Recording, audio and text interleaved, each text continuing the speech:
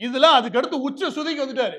மத்ததெல்லாம் விட்டுறலாம். இந்த இடத்துலலாம் ஏறக்குறைய நான்லாம் உண்மையிலேயே பாராட்டுவேன். ஏன் அப்டின்னா, சினிமா பிரபலமா, இந்த சினிமா உலகத்திலிருந்து வரக்கூடிய எந்த ஒரு நபர்களுமே, கருணாநிதி குடும்பத்த எதுக்கவே எதுக்காது. ஏன்னா, அவங்களோட பெரிய அளவுல கள்ள பணம் இருக்குது. கருப்பு பணத்துல வாழணும். அதிலேயே இந்த பன்னிகள் பொரள்ற மாரி பொரள்றதுக்கு, இந்த சினிமா உலகமே அவர் தயாரா இருக்குது. பிலிம் இண்டஸ்ட்ரி அப்படிதான் வச்சுக்கங்களேன். ஆனா, அதுலருந்து ஒருத்தர் வந்து, இந்த குடும்பத்த இந்த அளவுக்கு வாங்குனது மட்டும் இல்லாம, அதுக்கு மேல ஒண்ணு சொல்றாரு.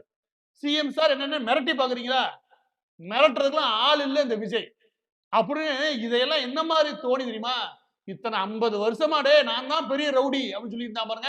அந்த கட்சிக்கு விடுற பெரிய சவாலு. இந்த மிரட்டலுக்குலாம் நான் ஆள் இல்ல அப்படின்ட்டாரு. அத்தோட அந்த வசனத்தோட சேர்த்து ஒண்ணு சொல்றாரு. "குடும்பத்தோட கொள்ளையடிச்சு வாழ்ற உங்களுக்கே இவ்வளவு இருக்குன்னா, உழைச்சு வாழ்ற எனக்கு எவ்வளவு இருக்கும்?"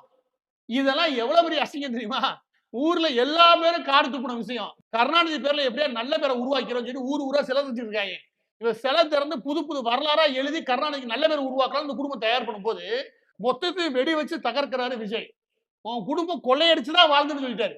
நீ கொள்ளையடிச்சு வாழ்ற உனக்கே இவ்வளவு இருக்குன்னா, உழைச்சு வாழ்ற எனக்கு எவ்வளவு இருக்கும்? இதுதான் ஒட்டுமொத்தமா நாகில விஜய் அவர்கள் பேசின பேச்சுல மிக முக்கியமானது, பிரதானமானது.